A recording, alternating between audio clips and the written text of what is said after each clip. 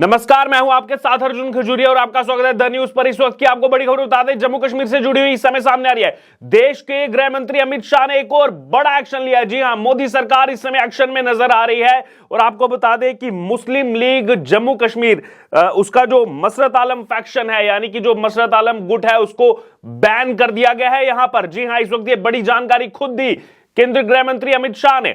दरअसल गृह मंत्री अमित शाह ने सोशल मीडिया प्लेटफॉर्म एक्स पर शेयर किया कि the Muslim League Jammu Kashmir Masarat Alam faction यानी कि MLJKMA is declared as an unlawful association under UAPA, यानी कि जो UAPA है, अनलॉफुल एक्टिविटीज प्रिवेंशन एक्ट जो है, उसके तहत यहां पर अवैध घोषित कर दिया गया है इस संगठन को, इस पार्टी को। एक और बड़ा झटका यहां पर अलगाववादी नेताओं को, जो कहीं ना कहीं मसरत आलम को लगातार सपोर्ट करते थे। क्योंकि अगर बात की जाए, मसरत आलम, आपने शायद नाम जो है वो ज्यादा सुर्खियों में ना सुना हो, लेकिन गिलानी के बाद उसके उत्तराधिकारी के रूप में जो है मसरत आलम को जो है प्रोजेक्ट किया गया वहां के हुर्रियत नेताओं की तरफ से, वहां के अलगाववादी नेताओं की तरफ से। हालांकि इस समय तिहाड़ जेल में जो है वो चक्की पीस रहा है, लेकिन आपको बता दें यहां पर एक बड़ा बदलाव जो है जम्मू कश्मीर में जो किया जा रहा है। हालांकि अगर बात की जाए, हाल ही में एक और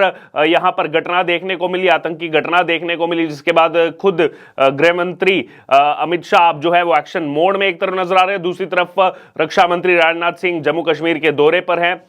सेना प्रमुख जो है वो खुद भी जम्मू कश्मीर के दौरे पर पहुंचे थे उस घटना के अगले दिन ही। लेकिन इसी बीच आपको बता दें, कहीं ना कहीं वो लोकल्स का जो सपोर्ट, कुछ गिने चुने लोकल्स का सपोर्ट हमेशा से रहा है इन आतंकवादियों को, क्योंकि बिना लोकल सपोर्ट के कैसे कोई आतंकी वारदात को अंजाम देगा। और अब पिछले एक लंबे समय से हम देख रहे हैं कि पूरे नेक्सस को जो है वो न्यूट्रलाइज किया जा रहा है। तमाम एजेंसियां जो है वो इनका पर्दाफाश कर रही हैं और इसी बीच अब UAPA के तहत यहां पर ये बड़ी कार्रवाई देखने को मिल रही है मुस्लिम लीग जम्मू कश्मीर मसरत आलम फैक्शन के लिए। आपको बता दें, देश के गृह मंत्री अमित शाह ने यह भी आगे सोशल मीडिया प्लेटफॉर्म एक्स पर शेयर किया है कि ये जो ऑर्गेनाइजेशन है, ये जो संगठन है और इसके जो सदस्य हैं, ये एंटी नेशनल एक्टिविटीज में लगातार इन्वॉल्व रहे हैं।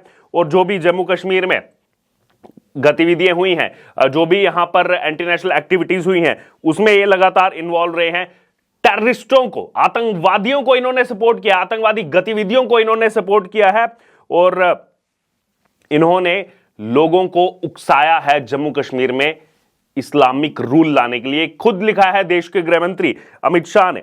फिर आगे वो लिख रहे हैं कि the PM Narendra Modi government, जो प्रधानमंत्री नरेंद्र मोदी सरकार है, उनका मैसेज लाउड एंड क्लियर है कि कोई भी अगर एक्ट अगेंस्ट करेगा यूनिटी के, सोवरेनिटी के और इंटीग्रिटी के, देश की यानी कि संप्रभुता के खिलाफ, देश की एकता अखंडता के खिलाफ कोई भी अगर एक्शन करेगा तो उसको बिल्कुल भी बख्शा नहीं जाएगा और जो भी कानून के तहत यहां पर कार्रवाई होगी वो उसको झेलनी पड़ेगी। उसके बाद तमाम यहां पर प्रतिक्रियाएं भी सामने आ रही हैं। उत्तराखंड के मुख्यमंत्री पुष्कर सिंह धामी वो लिख रहे हैं कि भारत की एकता, संप्रभुता और अखंडता को सुरक्षित रखने हेतु उठाए गए इस ऐतिहासिक कदम हेतु हार्दिक आभार माननीय गृह मंत्री जी। ये निर्णय आदरणीय प्रधानमंत्री जी नरेंद्र मोदी जी के नेतृत्व में केंद्र सरकार के आतंकवाद के विरुद्ध जीरो टॉलरेंस की नीति को परिभाषित करता है। तमाम इस तरीके की अभी जो है आप देख सकते हैं सोशल मीडिया पर प्रतिक्रियाएं जो है वो यहां पर सामने आ रही हैं। धर्मेंद्र यहां पर जो यूजर हैं एक्स पर, सोशल मीडिया प्लेटफॉर्म एक्स पर, वो लिख रहे हैं कि फैंटास्टिक मूव, ये टेररिस्ट ऑर्गेनाइजेशन मसरत आलम भट्ट की तरफ से जो है रन की जाती थी और ये एक ऐसा शख्स है, आपको बता दे, कि जो भी पथराव जम्मू कश्मीर, खासतौर पर कश्मीर संभाग में होता था, उस पथराव के पीछे अगर कोई की पर्सन था तो वो ये मसरत आलम भट्ट था। इस समय तिहाड़ जेल में है, जैसे हमने आपको पहले भी बताया, और गिलानी से ज्यादा प्रो पाकिस्तानी ये था। सैयद अली शाह गिलानी के बारे में सब जानते हैं कि गिलानी जो चेयर करता था हुर्रियत कॉन्फ्रेंस को, अलगाववादियों का जो है सरदार कहा जाता था सैयद अली शाह गिलानी को, और ये उससे भी ज्यादा प्रो पाकिस्तानी, और इसीलिए यहां पर गिलानी के बाद जो है हुर्रियत कॉन्फ्रेंस जो है वो सौंपी गई मसरत आलम को, जबकि वो जेल में ही था। बहरहाल, इसके अलावा अगर बात की जाए, यहां पर और भी प्रतिक्रियाएं सामने आ रही हैं।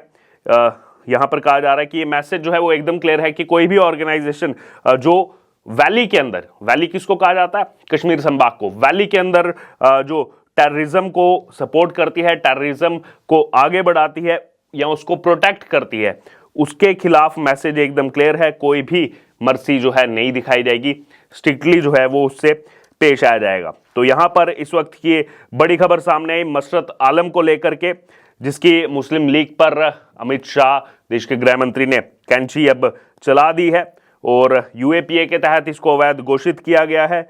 और इसके अलावा आपको बता दें कि लगातार ये पहले से ही नजरें बनाई गई थी कि जो भी सदस्य हैं इस मुस्लिम लीग जम्मू कश्मीर मसरत आलम फैक्शन के, वो कहीं ना कहीं आतंकवादियों को सपोर्ट करते हैं, वो लगातार जो है यहाँ पर देश विरोधी गतिविधियों में शामिल होते हैं और उनका बार बार यही जो है मंशा रहती है उनकी कि किसी ना किसी तरीके यूथ को बरगलाया जाए। और पथराव के पीछे एक बहुत बड़ा कारण जो जम्मू कश्मीर में अभी 91% कम हो गया है अनुच्छेद 370 हटने के बाद, उसमें इस पथराव की अगर बात करें उसमें इस मसरत आलम का बहुत बड़ा हाथ था। यही लोगों को, यही युवाओं को जो है भड़काने का काम करता था और इसी के इशारे पर ये तमाम एक्टिविटीज चलती थी। अब उसकी जो है यहाँ पर पार्टी उसको बैन कर दिया गया है।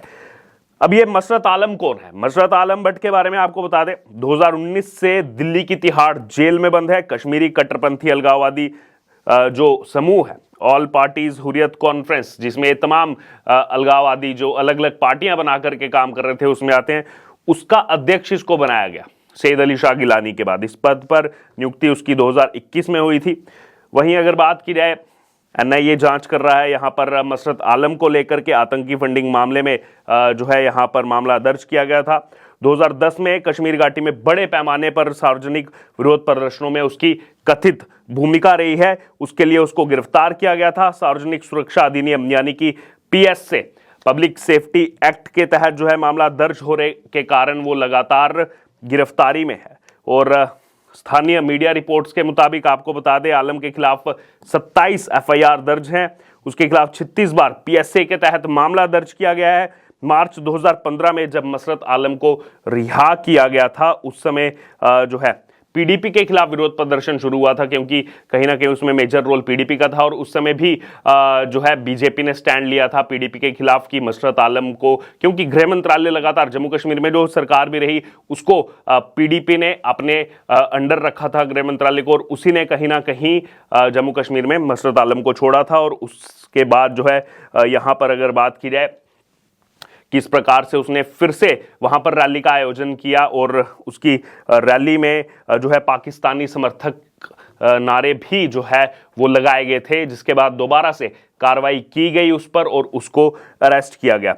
बहरहाल यहां पर जो ये एक्शन लिया गया है, आपको बता दें कि केवल ये इकलौता संगठन नहीं है जो एक्शन लिया गया यूएपीए के तहत, यहां पर इसको अवैध घोषित किया गया मुस्लिम लीग जम्मू कश्मीर मसरत आलम फैक्शन को। इससे पहले भी अगर आप चले जाए 3 महीने पहले भी जेकेडीएफपी पर भी इस तरीके का एक्शन लिया गया था। जी हां, आपको बता दें यूएपीए के तहत उसको भी गैर कानूनी संगठन जो है घोषित किया गया था। Jammu and Kashmir democratic freedom party, वो भी कहीं ना कहीं आतंकवादी गतिविधियों में शामिल थी। तो जो भी ये ऑर्गेनाइजेशंस वहां पे एक लंबे समय से काम कर रहे हैं, उनके खिलाफ इस तरीके का एक्शन जो है वो यहां पर लगातार लिया जा रहा है केंद्र सरकार की तरफ से, और न्यूट्रलाइज जो है वो यहां पर किया जा रहा है। समय थोड़ा सा लग रहा है, लेकिन जितनी भी ये एक्टिविटीज इन पार्टीज की तरफ से की जाती है, एक लंबे अरसे से, लंबे टाइम से, कई सालों से, कई दशकों से ये एक्टिविटीज जम्मू कश्मीर में की जाती है, इनके लोग वहां शामिल हैं, उनको अब जो है ढूंढ कर जांच एजेंसी जांच भी कर रही है और इस तरीके से बैन भी लगाया जा रहा है। बहरहाल अब ये बड़ी ब्रेकिंग पर आपकी क्या राय है? आपकी जो भी प्रतिक्रिया जरूर हमारे साथ कमेंट बॉक्स में शेयर करें। इससे जुड़े तमाम अपडेट के लिए बने रहे द न्यूज के साथ। धन्यवाद।